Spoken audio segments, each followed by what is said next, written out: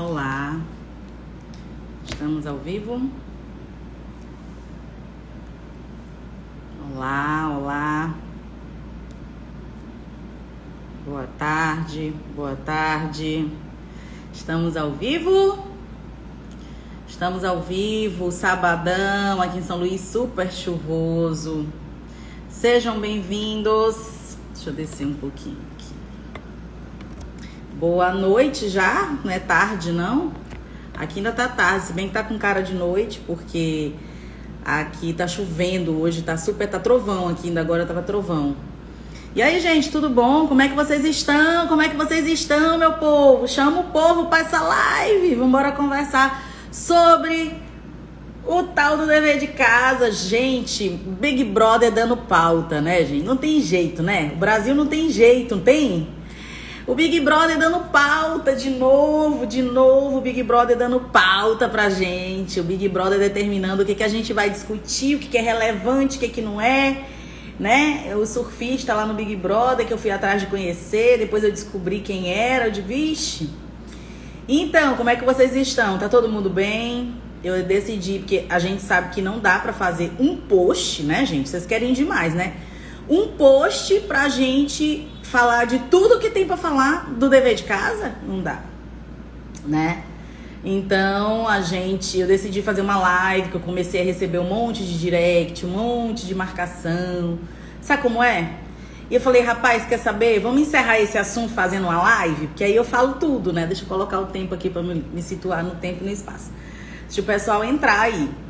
Então, gente, eu decidi conversar com vocês nessa live acerca do dever de casa. Cadê as mamães? Cadê os papais? Quem aí é a mamãe ou o papai? Ou tem alguém em idade escolar? Ou está em idade escolar? Diz um oi aí pra mim nos comentários. É mamãe?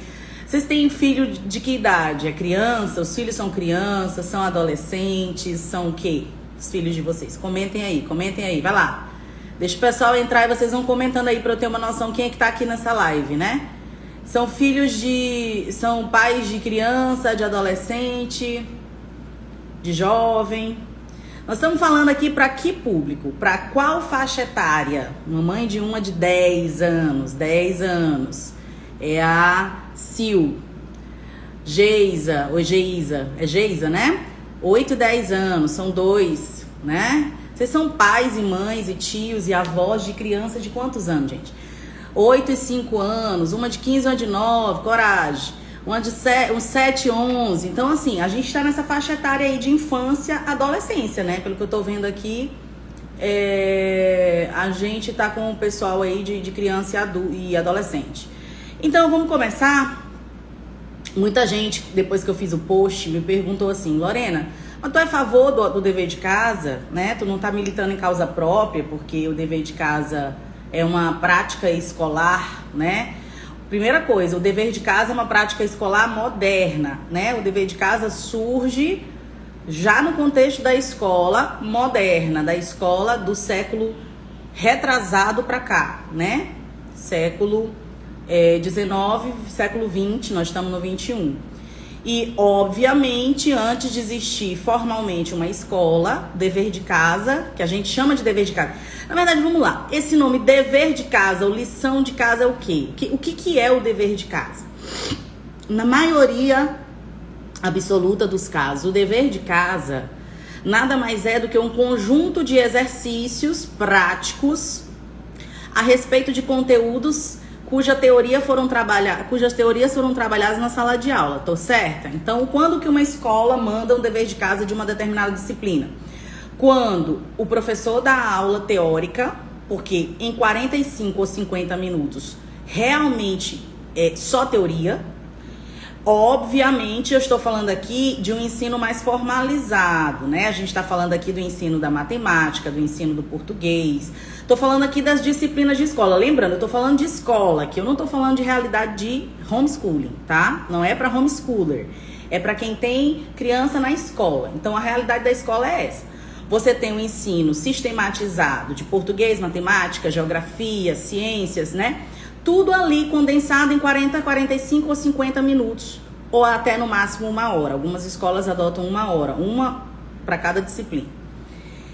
E naquele tempo o professor só consegue trabalhar a teoria. Ele não consegue, muitas vezes, chegar a uma prática. Pelo menos no primeiro momento de abordagem, ele não consegue chegar à prática. Mesmo, às vezes, o professor de matemática, o professor de uma disciplina que é exata, que exige um cálculo, ele não consegue chegar necessariamente a essa prática. Ele fica ali na teoria explicando como é que faz, né? Ele não parte para a ação.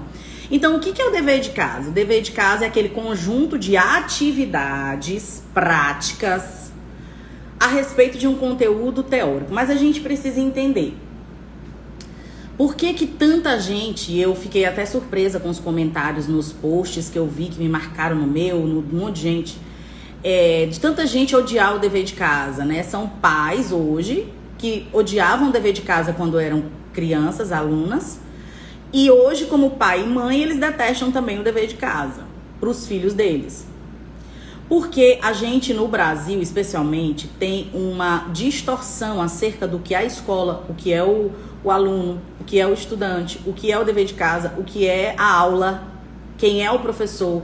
No Brasil, junto com outros países, como Estados Unidos, por exemplo, que lá a gente está achando que está grande coisa, mas não está, tem lugar lá que está pegando fogo com doutrinação.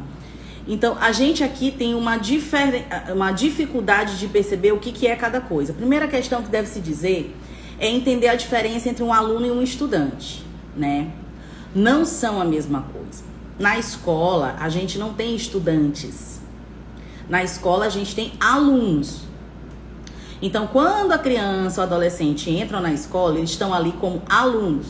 O que o aluno faz? Qual é a função dele? Assistir às aulas. O aluno assiste às aulas. Qual a diferença disso para um estudante? O estudante é aquele que estuda. Então, ninguém, teoricamente, até pela questão da nomeação que se dá para os papéis sociais, ninguém vai para a escola, gente, para aprender, teoricamente. A gente vai para a escola, porque lá na escola nós temos um lugar no qual nós vamos receber passivamente aula dos mais variados assuntos. Então, a escola é um lugar no qual não se aprende necessariamente. E aí entra a primeira confusão. Porque o pai que faz um investimento financeiro em uma escola cara, em uma escola, né, cheia de frufru, cheia de metodologia, ele diz que ele está investindo na aprendizagem do filho dele. Ele está investindo porque o filho dele ali naquela escola ele vai aprender.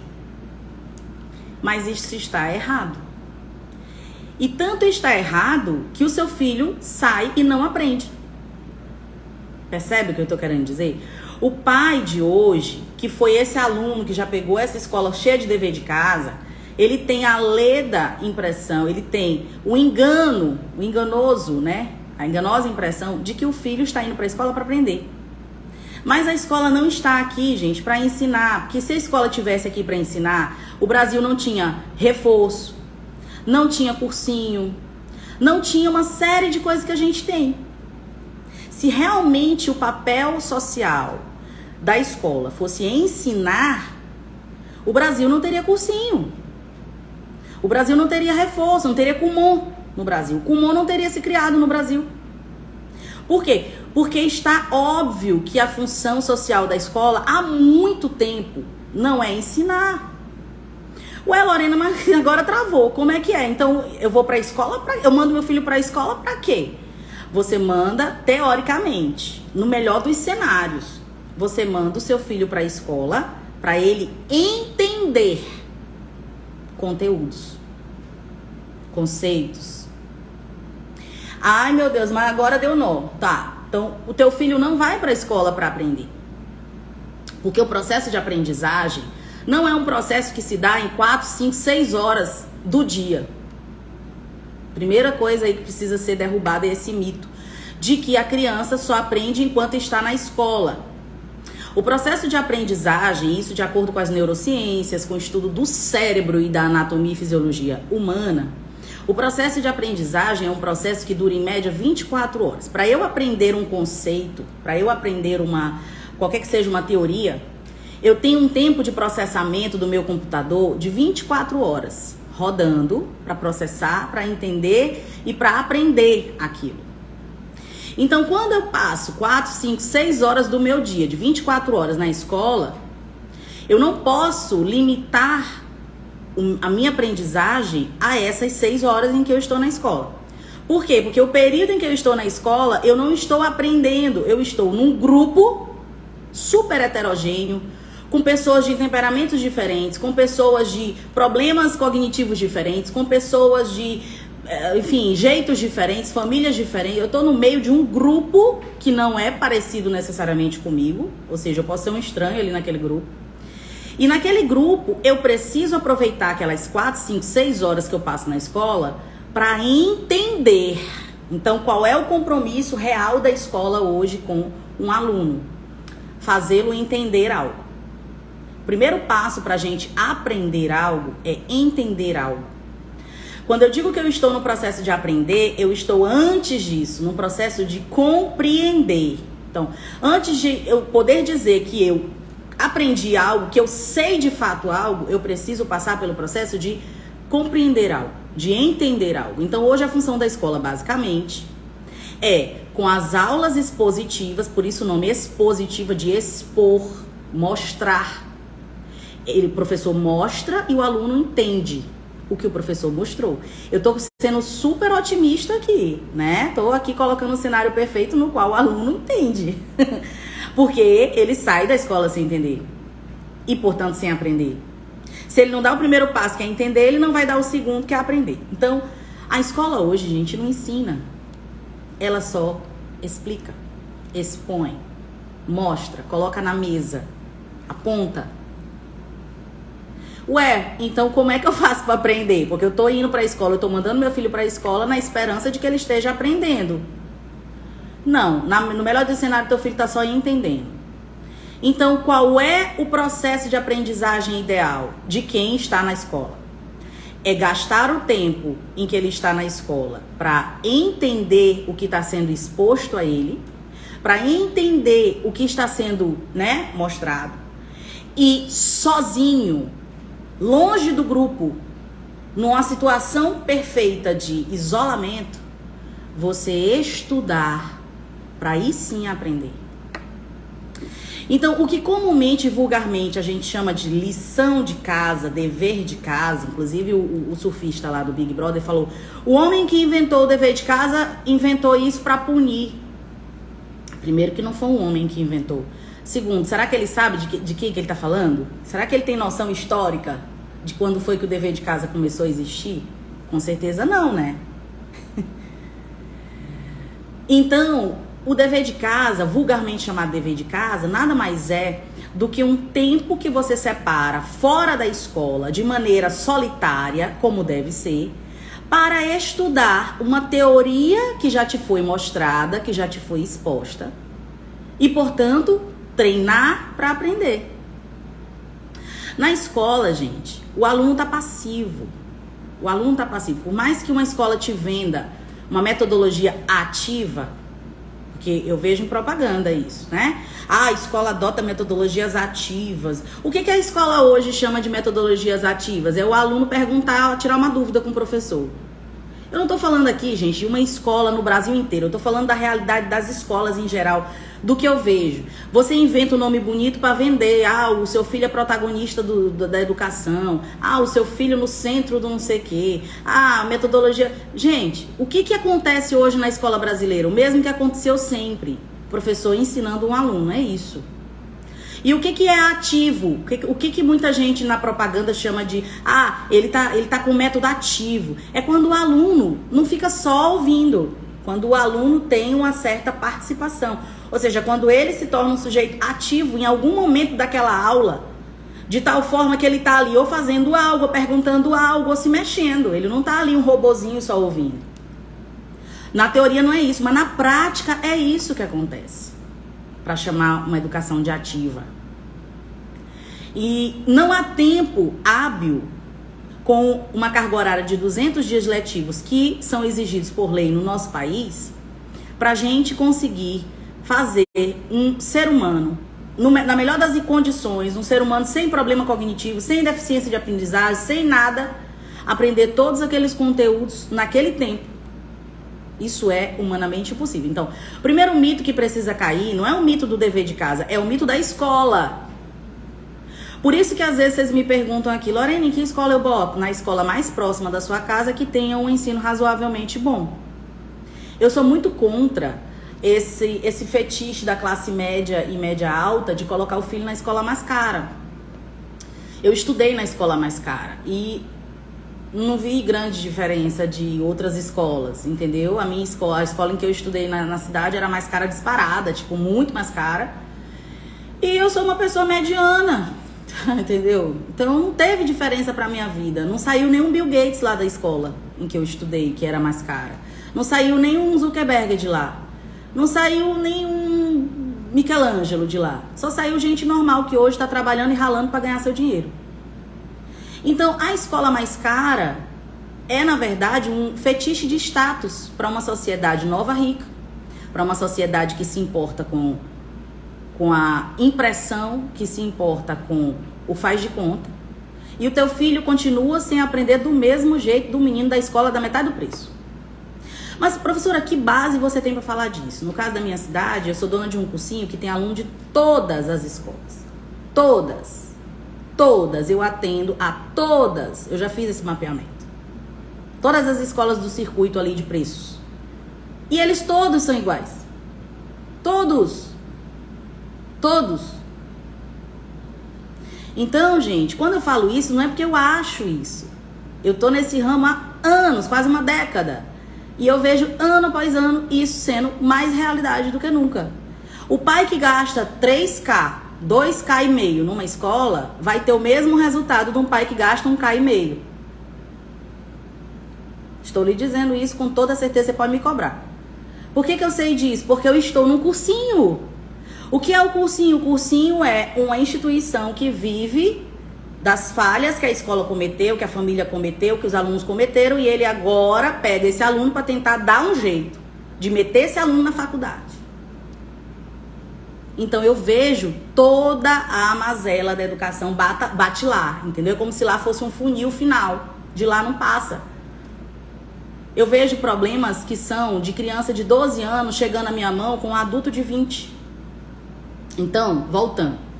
A escola hoje não ensina e não é um compromisso dela ensinar, porque humanamente é impossível ensinar numa turma de 30 alunos diversos, com temperamentos diversos, com dificuldades diversas, o mesmo conteúdo, com a mesma metodologia para as mesmas pessoas. Isso é impossível. Impossível. É por isso que nós não temos, numa história, vamos lá, recente, um case de uma escola em que todos os alunos têm o mesmo desempenho. Você já viu algum caso de uma escola na qual todos os alunos têm o mesmo desempenho? Hoje no Brasil, a escola que mais se aproxima disso é a escola da qual nós somos parceiras, que é o Sistema Farias Brito em Fortaleza, que é quem mais aprova no ITA, que é quem está dominando o Brasil. Eu estive lá no Farias Brito durante 2 vezes, em 2 momentos distintos, e eu fiquei muito assustada com o que eu vi no colégio. No horário de recreio, eu não vi ninguém correndo, pulando e nem no celular. Eu vi gente estudando no recreio, tirando dúvida com o professor no recreio. Eu passeava pela escola e eu ficava chocada como aqueles meninos têm uma cultura de estudar, mesmo num ambiente em que é só de aula. Claro, por isso eles têm um desempenho acima da média. Porque nas escolas medianas o recreio é um lugar para fofocar, é um momento para fofocar, é um momento para beijar, é um momento para comer, é um momento para fazer qualquer coisa longe da intelectualidade, né? E isso é cultural, isso é histórico. Então, gente, presta atenção pra cá, volta pra cá, volta pra cá. O dever de casa, a gente chama dever de casa. Mas o que é o dever de casa? O dever de casa nada mais é do que o momento no qual o seu filho vai de fato aprender. Ai, não, professora, você está partindo de uma premissa errada, nós estamos sempre aprendendo. Quem diz isso, gente, não estudou, não sabe do que está falando. É a mesma pessoa que diz que um aluno vai aprender se ninguém ensinar. É um doido. A pessoa só aprende no isolamento, sozinha, quando ela se desafia a tentar fazer, a tentar estudar sozinha. Para revisar a tua vida, você aí que já fez uma faculdade, que tem uma profissão mais, né, mais considerada assim mais difícil. Você aprendeu como? Você lembra como que você aprendeu o que você faz hoje? Por exemplo, se tem algum dentista aqui na minha live, você que é dentista, você aprendeu a arrancar um dente olhando o professor arrancar um dente, ou você aprendeu a arrancar um dente arrancando o dente de alguém? Você aprendeu com certeza arrancando o dente de alguém. E aprendeu muitas vezes errando, arrancando o dente errado. para depois aperfeiçoar a técnica para poder fazer o certo. Não foi assim? Então vamos lá, a aprendizagem é sempre solitária, a aprendizagem é individual e solitária, não existe grupo de estudo. Eu vou fazer um grupo de estudo. Não, você vai fazer um grupo social, um grupo de aula, um grupo de troca de ideias, porque o ato de estudar é um ato solitário. O ato de estudar e, portanto, o ato de aprender é um ato que você faz sozinho. E assim, é importante dizer que o dever de casa está errado. Ué, mas agora eu não entendi, você se contradiz. Está errado. Porque muitas vezes o aluno não tem o tempo de recuperar a teoria que a aula não deu. Vamos voltar. Teoricamente, vamos para o cenário ideal. Teoricamente, a aula deveria ser um espaço no qual todo mundo está prestando atenção ao que o professor está dizendo, ao que o professor está ensinando. Todo mundo está acompanhando aquele raciocínio que aquele professor está fazendo. Todo mundo está 100% com o foco virado para aquilo que está sendo dado. É essa a realidade que a gente tem numa sala com menino de 12 anos? Uma sala de 40, 30 e poucos alunos de 12 anos? É essa a realidade que a gente tem? Não, a gente tem uma realidade na qual a menina está conversando com a outra. É uma realidade na qual a menina está pegando no cabelo da outra. O menino está passando um WhatsApp escondido ali debaixo da cadeira, né? Nesse o cenário que a gente tem. Então, mesmo num cenário ideal, no qual todos os alunos daquela turma estão prestando atenção da mesma forma, ao mesmo tempo, para o mesmo conteúdo, a gente ainda não tem aprendizagem garantida. Agora, você imagine com os índices de indisciplina que nós temos no Brasil, que são os dos mais altos. O Brasil está aí top 5 de indisciplina. Em toda pesquisa o Brasil está lá. E aí, por que a gente tem essa indisciplina? Porque a gente tem a abolição do professor como uma figura de autoridade feita pelo senhor Paulo Freire com a sua pedagogia do oprimido e do opressor. E aí a gente tem um pai comprando isso mesmo sem saber. Mesmo você conservador, mesmo você cristão, para observar uma semana da tua fala que tu vai perceber que tu também pensa como Paulo Freire pensava sobre o professor. O professor não manda em nada. O professor não tem nada pra ti. Quem tua mãe sou eu. O professor não tem que dar pitaco em nada. Você trata a figura do professor como uma pessoa qualquer. Como um Zé Ninguém. Como um empregadinho qualquer que você pode, né? Enfim. Então, se esse professor não tem da família que paga o salário dele a autoridade para dominar a turma, para poder fazer a exposição do conteúdo para essa turma, como é que vai haver aprendizagem? Então, é urgente resgatar a figura de autoridade do professor. Esse negócio de fazer roda e todo mundo vai aprender com todo mundo, gente, isso matou a educação. Eu não tenho nada para aprender com um menino de 12 anos, gente. Nada. Nada. No máximo, ele pode me dizer alguma coisa que eu vou pesquisar e entender e aprender sozinha. Então, esse negócio de que eu aprendo muito com os meus alunos. Quantos anos tem teus alunos? Tem 7. Meu amigo, você está no lugar errado. Você está aprendendo com a criança de 7 anos quando você deveria ser aquele que guia a criança de 7 anos. Então, a primeira coisa que tem que cair é isso. Porque sem a autoridade do professor, ele não tem respaldo para fazer com que a turma fique atenta ao que ele está expondo. E se ele não está conseguindo fazer isso, ele mesmo não luta por isso. O próprio professor hoje, gente, se sente desmotivado para lutar pelos alunos. Eu digo sempre, eu não luto por um aluno que ele mesmo não faz questão. A família não faz questão. Às vezes tem um aluno lá no curso, aí eu mando chamar a mãe não vem. Eu chamo 3 semanas, a mãe não vem. Eu largo de mão. Porque se a mãe não tá afim, eu não sou mãe dele. Entendeu? Então, essa questão de eu mando meu filho para a escola para aprender, precisa cair na cabeça de vocês. Vocês vão morrer frustrados. Morrer com ódio da escola, morrer com ódio de pagar particular, com ódio de pagar comum, com ódio de pagar cursinho. Por quê? Porque a escola hoje não é um ambiente de ensino, é um ambiente de entendimento. Até aí tudo bem? Lorena, a tua escola vai ser assim? Vai. Eu não vou garantir a aprendizagem de ninguém. Eu digo às vezes pro pai que me procura, eu não garanto que ele vai aprender, mas eu vou fazer o possível para ele aprender. Porque para ele aprender, eu preciso que em casa você me ajude. E como é que um pai pode ajudar se ele vai abolir o momento no qual o filho dele individualmente vai sentar para aprender? Abolir o dever de casa é abolir o momento no qual o filho vai aprender. Mas ele não só aprende ali, querido. Se você parte do pressuposto de que a aprendizagem é individual, solitária e ativa, na escola isso não é possível. A não ser que o menino esteja na sala, mas esteja com a cabeça em outro lugar. Ele esteja na sala para gerar uma presença na caderneta, mas ele esteja estudando sozinho. Aí, e nem é rentável fazer isso, né? Porque o pai que envia o filho para a escola quer que o filho assista a aula. Entendeu? Então, essa é a primeira coisa que precisa cair. Primeiro mito. Então, por que o dever de casa não deve ser abolido? Porque ele é o momento no qual o seu filho senta sozinho para estudar e aprender. O que ele não aprendeu na escola, com certeza. Segunda coisa. Eu disse para vocês no começo da live. O nosso cérebro tem um circuito de 24 horas de aprendizagem. A gente fica ali. E muitas coisas contribuem para essa aprendizagem, né? O sono, alimentação, né? Uma série de questões. Mas vou dar um exemplo aqui para você, que, por exemplo, tem um filho de, 12 anos. Imagina aí um filho de 12 anos. O seu filho de 12 anos vai para a escola hoje, segunda-feira. Aí lá na escola ele vai ter aula hoje de matemática, ciências e história. Ele vai ter aula de três matérias, ele vai. Hoje, segunda-feira, tá lá no horário dele. Aí ele chega em casa, ele estuda, vamos dizer que ele estude de manhã. De manhã é o melhor horário para estudar. Como assim, professora? É o melhor horário para estudar se você quiser fazer a aprendizagem render.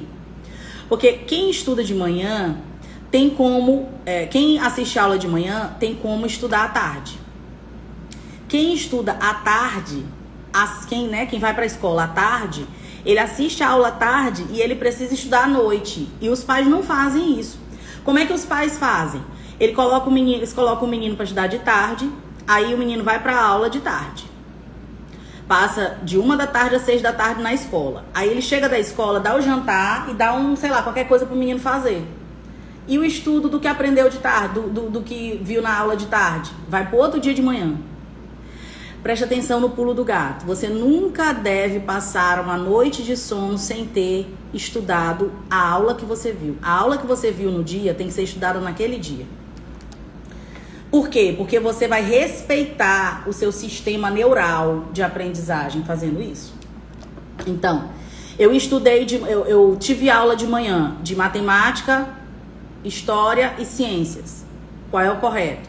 Eu chego em casa, eu vou almoçar, tirar 15 minutos de soneca se puder, se não puder, melhor.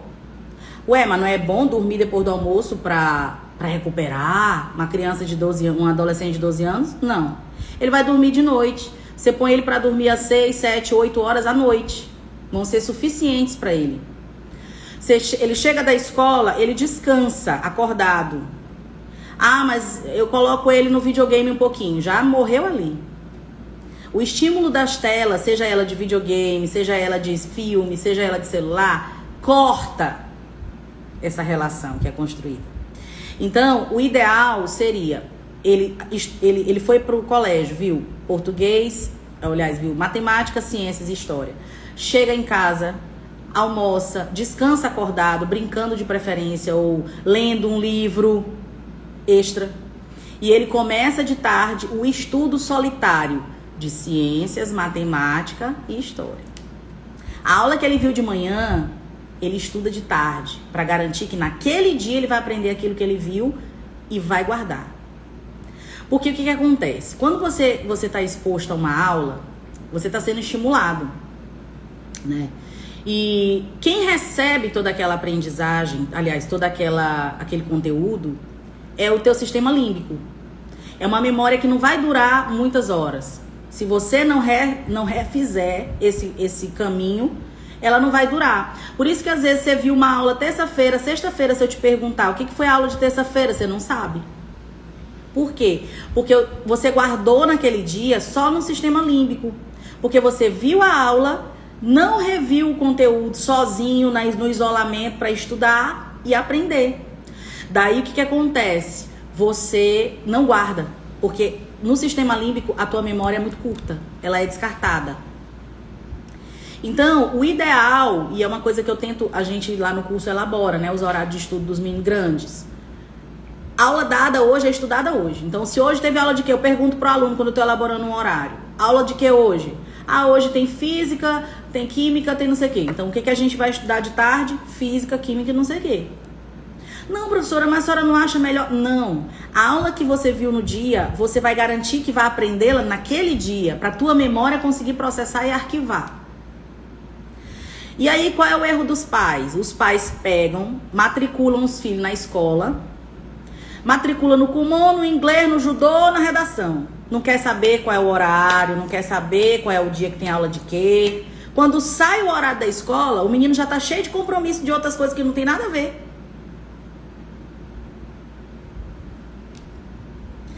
Eu coloquei esse ano as minhas aulas de redação sempre na segunda ou terça, porque normalmente nas escolas tem ou segunda ou terça tem aula de português. Eu não sou besta. Para garantir que aquele aluno está estudando português no dia que ele viu português. Então, a aula que tu viu de manhã, tu tem que estudar de tarde, porque se tu não estudar, tu não vai gravar ela depois. Faça o teste. Faça o teste com você, antes de botar seu filho. Faça você o teste. Você não aprende. Sua memória não registra. Um conteúdo... Aí isso vira uma bola de neve. Por quê? Porque você não aprendeu naquele dia? Por que você não aproveitou aquela janela daquele dia? Por que você não conseguiu ser produtivo naquele dia? Vai ter prova daqui a 2 semanas. Tu vai ter que estudar o conteúdo daquele dia antes da prova. E isso vira uma bola de neve, porque ninguém dá conta. Então, organizar a rotina de estudo dos filhos não é função dos filhos, é sua. Quem é o adulto da casa? Você. Lorena, mas como que eu vou fazer isso que nem eu sei? Pois é, tu saiu da escola e não sabe disso. Tu saiu da escola e não sabe disso que eu tô te falando aqui. Não é estranho que tu tenha sido aluno por 14 anos e não saiba disso? A grande questão é que os pais se preocupam muito com certas questões e deixam de lado uma coisa que é importantíssima, que é ensinar para os filhos a autonomia de estudar. E isso não se aprende na escola, isso se aprende com o dever de casa. É no horário em que eu tô de dever de casa que eu me sinto no controle daquilo que eu estou estudando. Então, quando eu vi alguns posts aí, não tem nenhuma pesquisa científica que diga que o menino que faz dever de casa tem mais autonomia. Precisa. Precisa de uma pesquisa científica? Que tipo de burrice é essa? É o idolatrador da ciência. Quer dizer que se a ciência disser que eu tenho que comer bosta, eu vou comer, porque é boa. Eu não preciso de respaldo de estudo para desenvolver a liberdade do meu filho, do meu aluno, para estudar. Não espere pela ciência para fazer isso. Então, se o teu filho chega em casa e ele não tem um caminho, ele não tem ali uma rotina, e eu não tô falando de rotina, porque os pais de hoje acham que rotina é isso. Ele faz inglês na segunda, ele faz não sei o que na terça, isso é rotina. Não, isso não é rotina. Isso é compromissos a cumprir. A rotina, gente, é uma coisa detalhada, com horário para começar e acabar. Então, na segunda-feira, ele estudou física, ele estudou ciências, matemática e história. De tarde, ele vai separar quantas horas de estudo dá para ele ter de tarde antes de ir pro futebol, antes de ir pro inglês, antes de ir para não sei o quê. Ele vai ter 3 horas. Então, é 1 hora de história, 1 hora de matemática, 1 hora de ciências. Você divide equitativamente. Por exemplo, no meu caso, o aluno sai da escola 12 e pouca, ele tem aula comigo 2h30. Não vai dar tempo dele ver muita coisa. Porque ele vai chegar, vai ter todo aquele fole, até se banhar, até comer, já deu o horário. Aí ele sai pra redação. Quando ele volta, ele faz o quê? Um dos maiores erros dos pais, sabe qual é? É encher o menino de atividade uma depois da outra no mesmo dia. Isso é um erro. O ideal é você, ou antes ou depois de alguma atividade, você organizar a rotina de estudo com base no que foi dado na escola de manhã. Então, se ele vai fazer Kumon, é segunda e quarta, o inglês dele tem que ser terça e quinta. Uma coisa de cada vez. Porque ele tem que ter o horário de estudar sozinho em casa para poder aprender. Se ele não tiver isso, ele não vai aprender. E aí, por que eu tô dizendo que a maioria dos pais, às vezes, torce a boca com relação a isso? Porque, às vezes, o pai é tão ignorante que ele prefere pagar um professor particular do que organizar a rotina do filho dele de estudo. Pagando um professor particular, você não ensina o seu filho a estudar. Ele vai viver uma vida dependente de professores. Por que isso virou um mercado? Eu tô lhe dizendo, eu sou dona de cursinho, eu estou lhe dizendo o que eu ganho dinheiro, com o que eu ganho dinheiro? Com tudo isso, com essas falhas. Virou um mercado. Eu sempre digo que o pai que não quer ser pai, ele vai ter que pagar caro para alguém ser. Então, se você não quer ser mãe do seu filho, você vai me pagar caro a aula para eu ser. Eu vou ser mãe dele ali, estudar com ele, mas você vai me pagar, não é pouco não. A questão toda é essa. Então, organize a rotina de estudo do seu filho. Isso é rotina. Rotina não é compromissos a cumprir. Ficou claro isso? Isso é um motivo pelo qual a criança também não está aprendendo. E você acha que ela não está aprendendo porque ela é burra, porque o professor é ruim. Porque... Não, você jamais vai achar que é culpa sua, que encheu, entupiu o menino de atividade uma seguida da outra. A semana, gente, a semana útil tem 6 dias, de segunda a sábado. Se você não for adventista ou judeu, de segunda a sábado. Você pode botar aula de piano, aula de música no sábado. Você pode colocar o inglês no sábado. Você tem um monte de coisa que você pode trazer para o sábado, para na semana você respeitar o momento de individualidade, de estudo do seu filho, do conteúdo da manhã. Ah, mas existe um outro cenário, professora. O meu filho não entendeu a aula. Ele não entendeu a aula porque o professor não explicou, ele na hora não tirou a dúvida, ele estava conversando com um coleguinha, que é o mais provável. Ele não entendeu a aula. Chegou em casa, eu perguntei, entendeu isso aqui? Não, ele vai ter que estudar tudo. Esse tempo de leitura não conta como tempo de estudo. Leitura é uma coisa, estudo é outra. Leitura é um momento passivo. É igual assistir aula. Você tá ali passivo, você tá recebendo o que alguém escreveu. Recebendo. Quando é que eu sei que aquilo que eu li eu consigo aplicar? Quando eu faço. Por isso que eu sempre oriento os meus alunos a estudarem riscando. Ah, mas eu não sou uma pessoa de sinestésica, porque o sinestésico ele já é naturalmente de riscar. Se torne a melhor... Por que você vai ver que os sinestésicos são os que têm maior QI, os que têm maior inteligência? Será que é coincidência? A área do cérebro que você ativa para a linguagem é a esquerda. Ok? É a área esquerda. E nessa área esquerda, você tem toda a parte de linguagem envolvida.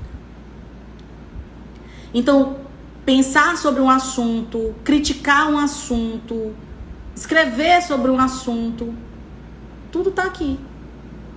Então, o processo de estudo tem que ser um processo no qual você recruta tudo isso que está à tua disposição ali. E a escrita mão cursiva é uma ferramenta que a escola tirou e isso está emburrecendo os alunos. Os alunos não sabem mais escrever na sua própria língua, gente. Eu não estou falando do que eu acho, eu estou falando do que eu vejo todos os dias de segunda a sexta. Eles não sabem escrever. O pai não sabe escrever. O pai não sabe escrever. Lá no meu curso a gente tem um contrato que a gente às vezes preenche pro pai. Então, gente, o seu filho precisa fazer a conta, abolir a calculadora para ontem. Para ontem. Calculadora na mão de uma criança de 12 anos é um crime. É um crime. Você está emburrecendo seu filho, você está transformando seu filho no preguiçoso. Você está transformando seu filho num dependente tecnológico. Por que hoje em dia, gente, tanta gente precisa do Waze? Criaram um aplicativo chamado Waze. Por quê? Porque o ser humano perdeu a noção de orientação. A gente estuda os pontos cardinais na geografia e não sabe mais o que é leste, oeste, norte, sul. Não sabe mais, porque tem o Waze. Aí o que acontece? O cara bota o Waze, vai parar na favela, é metralhado pelos traficantes. Porque ele não tem senso de orientação nenhum, não desenvolveu isso na escola. Mas ele estudou os pontos cardeais na escola. Esse conteúdo foi exposto por algum professor de geografia. E por que não houve aprendizagem? Porque ele tem o Waze. Por que eu vou fazer um trabalho que eu tenho uma máquina para fazer por mim? Raciocínio lógico. Então, o menino que tem calculadora... Ah, professora, mas isso é muito difícil, porque ele tem calculadora no celular. E por que o seu filho tem um celular no momento de estudo, na mão? Você é um pai ou um banana? Quem manda nessa porra? É você ou é ele? Então, esse negócio de... Ah, mas por quê? Ó, eu não tenho paciência com quem vem com mais porquê. Ah, mas... Quando diz a mais, já me tremo todinha. Eu não tenho paciência. Porque ou você para de dar esse discurso, ou você vai ficar com um filho burro e acabou. Aceita isso e segue a vida, entendeu? Para de querer um filho inteligente sem fazer o esforço para ele ser inteligente. Então, calculadora. O menino vai fazer um exercício de matemática, você tira a calculadora, mas não tira o celular. Ele não é besta, ele vai pegar o celular e vai acessar a calculadora. E vai fazer um cálculo e não vai aprender o cálculo. Por que hoje o Sérgio Morcelli está... nadando sozinho na praça? Para mim é o melhor material e é o material que eu pretendo utilizar. Porque ele ensina a pensar. E as escolas hoje não tem mais isso. O professor de matemática das escolas, ele sofre porque os alunos não têm noção lógica para calcular. Entendeu? Então, vocês precisam organizar. Não espere isso da criança, nem espere isso da escola. A escola não vai fazer esse trabalho. Pode ser a escola de 7 mil reais. Não vai fazer esse trabalho. Porque eu já te falei, o trabalho da escola é expor conteúdo. A escola não garante aprendizagem, a escola não organiza rotina, a escola não educa sobre valores. Quem tem que ensinar para o seu filho a importância de estudar sozinho é você, fazendo com que ele fique sozinho para estudar. Seu filho tem um lugar para estudar na sua casa? Ele tem um lugar para estudar? Na sua casa, qualquer canto, não precisa ser chique não. Ele tem um lugar para ele estudar? Primeira coisa, você comprou uma casa, comprou um apartamento, decorou o apartamento todo. Teu filho tem onde estudar nesse apartamento? Ele tem um lugar no qual ele vai encontrar os livros, ele vai deixar os livros, ele vai organizar os livros, ele vai limpar os livros, que é a função dele. Porque o conteúdo que ele vai estudar tá ali, ele precisa limpar, ele precisa organizar, ele não tem babá. Eu não tô falando aqui para filho de rico, tô falando para filho de gente com doce. Eu tô falando pra gente classe média que não tem empregada para tudo, né? Então, queridos, a educação para estudar sozinho só existe porque existe um negócio chamado dever de casa no Brasil. Que se na hora que abolir o dever de casa, você vai ver a despencada que vai dar no conteúdo. Se tendo o dever de casa já tá a bosta que tá o índice que a gente tem, tu imagina sem o dever de casa? Tira os meninos e deixa eles serem felizes. Eu vi um monte de gente comentando, mas que hora eles vão ser felizes? Que hora tu é feliz? Qual é o teu horário de ser feliz? Tem um horário na semana pra você ser feliz? É assim que é a sua vida? E é assim que você quer mimar o seu filho? Tendo um horário para ele ser feliz. Filho de pobre, horário para ser feliz. Filho de classe média que tem que ralar. Acorda? Então, uma dúvida comum. Meu filho pode dormir de tarde? Pode. As pesquisas de neurociência não indicam sono mais do que 15 minutos. Você vai dar conta de botar uma criança para dormir 15 minutos? Eu tô falando de criança, tá? A criança precisa, é adolescente, acima dos 11 anos. Ele vai dormir 15 minutos, né? Melhor não dormir, entendeu? Então, eu prefiro que não durma. O adolescente não é para dormir de tarde, entendeu? O adolescente é para trabalhar de tarde. E qual é o trabalho do adolescente? Tem pai que fala assim, chega pra mim no meu curso e fala assim, mas o meu filho é estudante profissional. Eu olho pra cara dele e digo, ele é estudante profissional. A profissão do seu filho é estudante? Então eu tô lidando aqui com gente que sabe estudar sozinho. Eu tô lidando com gente que não dorme de tarde. Eu tô lidando com gente que, é profissional. Estudante profissional é o estudante que tem ali seus 15 minutos de soneca. Acorda bem humorado, sabendo que ele tem o que fazer, que ele não nasceu em berço de ouro. E ele vai estudar. Entendeu? O estudante profissional. Mas meu filho é estudante profissional. Se o seu filho é estudante profissional, ele não tem uma rotina de profissional, ele não é estudante profissional. Ele é um aluno de uma escola. Então, o que eu quero deixar claro nessa live de hoje é a diferença entre aluno e estudante. Para que você consiga me dizer se o seu filho é um aluno ou é um estudante. Nós queremos todos estudantes. Mas a maioria está aqui, ó. Ainda é só aluno. Ele ainda é passivo, ele ainda não sabe onde procurar o que ele precisa, ele ainda não sabe o que ele precisa estudar, ele ainda não organiza seu próprio tempo, ele é passivo, ele é dependente, ele é um bebê, mesmo com 12, 13 anos. Eu encontro bebês com 25, não sabe estudar sozinho, com 25. Então, a rotina do seu filho deve ser desenvolvida de maneira a dar a ele autonomia, liberdade, responsabilidade para ele estudar sozinho aquilo que ele precisa aprender. A escola não é um lugar de aprender. Ficou muito claro isso para vocês? Agora uma última questão que a gente tem só 15 minutos. Por que muita gente nessa fala aí do surfista falou, mas a gente tem que dar acesso à cultura, ao esporte, à arte para o nosso filho. A pergunta que eu devolvo é, você faz isso no tempo que está livre? Qual é o acesso à arte que você proporciona para o seu filho? Você já marcou alguma vez, numa viagem de férias, uma visita a um museu? Ou você é daquele que vai para o restaurante, para o shopping, para o parque? Você é um pai culturalmente rico? Porque eu vi muita gente nos comentários dos posts que me marcaram. Pois é, a gente tem que ter um tempo para deixar nosso filho desfrutar da arte, da não sei o quê. Meu amigo, qual é esse tempo que você tá dando pro seu filho? Você que trabalha 8 horas por dia. Quem é médico que vira 24, 48, 72, hein? Qual é o tempo que você tá tendo que fazer isso com seu filho? Meu amor, seu filho precisa estudar sozinho, sem você. Porque você tá trabalhando para ganhar o pão, para botar comida na mesa dele. Que frescura é essa de nós precisamos de um tempo para expor os nossos filhos à arte? Expor o seu filho à arte é função do professor de arte dele, da escola. Expor o seu filho à arte é função do professor de arte da escola. É minha função expor os meus alunos à literatura. Expor os meus alunos aos autores, expor os meus alunos aos textos. É minha função como professora de produção textual. Eu tenho de expor esse aluno a esse ambiente, a esse conhecimento, a essa riqueza. Isso é minha função. É para isso que o pai me paga. Então não é função do pai fazer esse trabalho de expor a criança a alguma coisa. A criança e o adolescente são expostas na escola. A escola hoje tem basicamente aula expositiva. Você tem um professor que ensina, que mostra, expõe, a criança depois aprende. Então, eu não tenho necessidade de ter um tempo livre de segunda a sexta para o pai expor isso. É para isso que a escola é paga.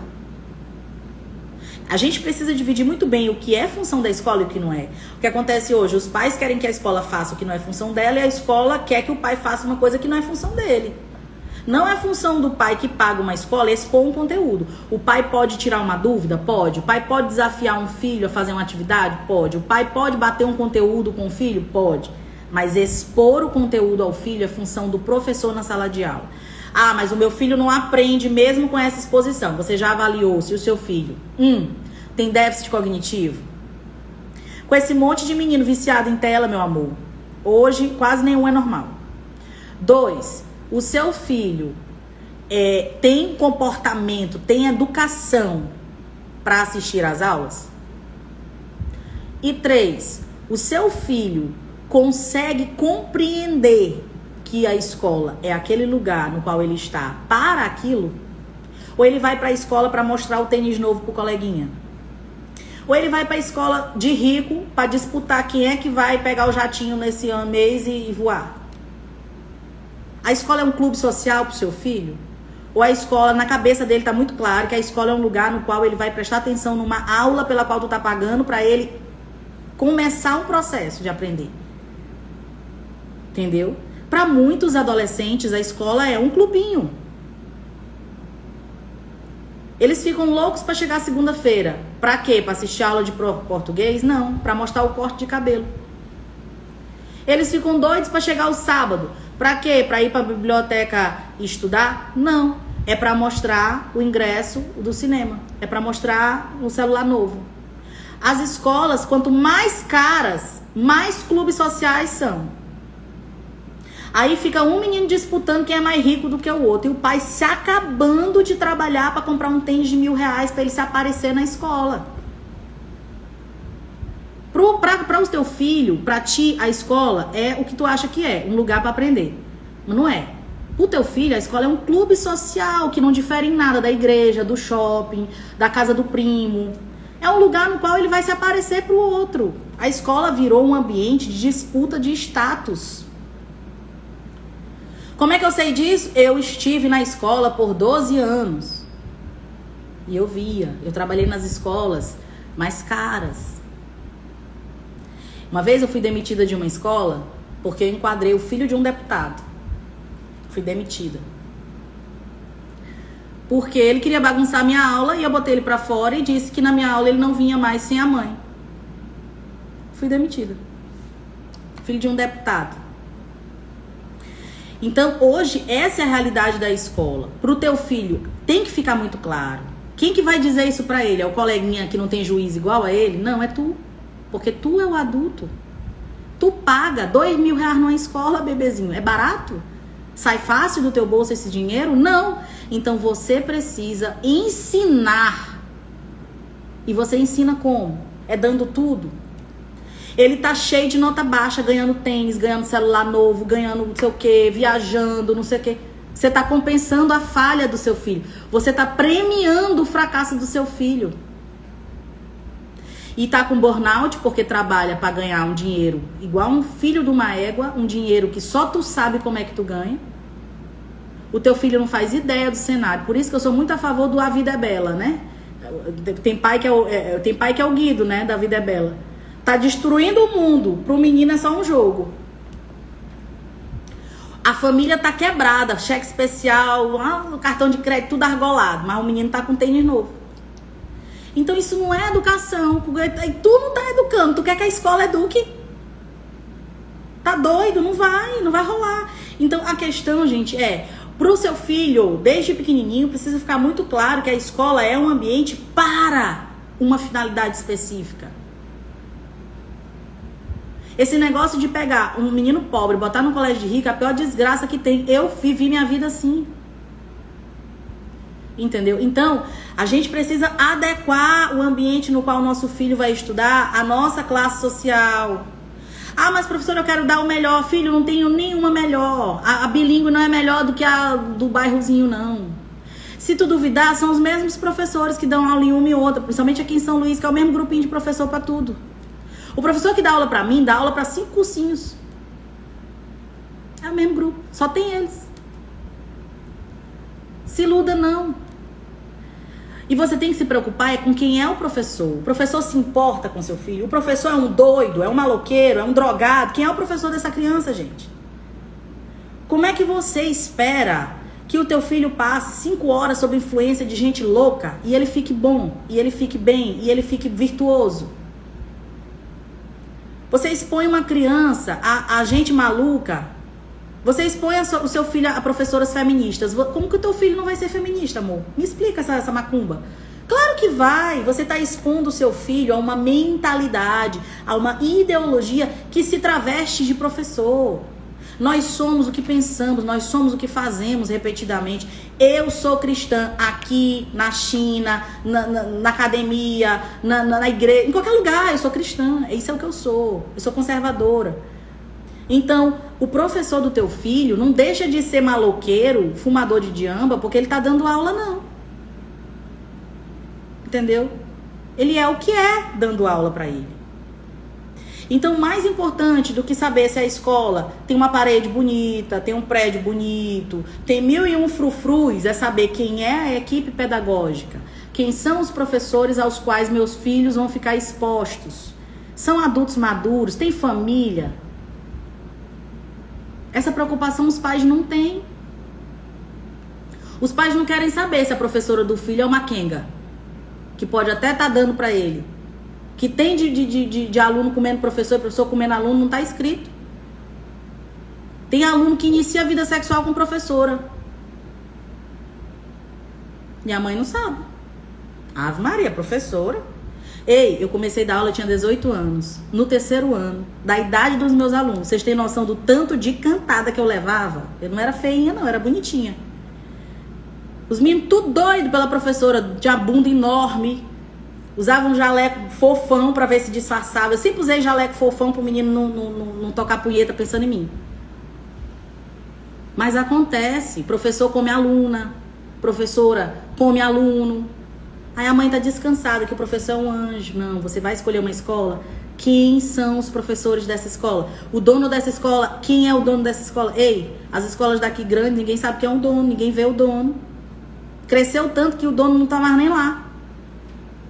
Ah, eu quero falar com o dono. Não, tu passa por 5 pessoas até chegar o dono.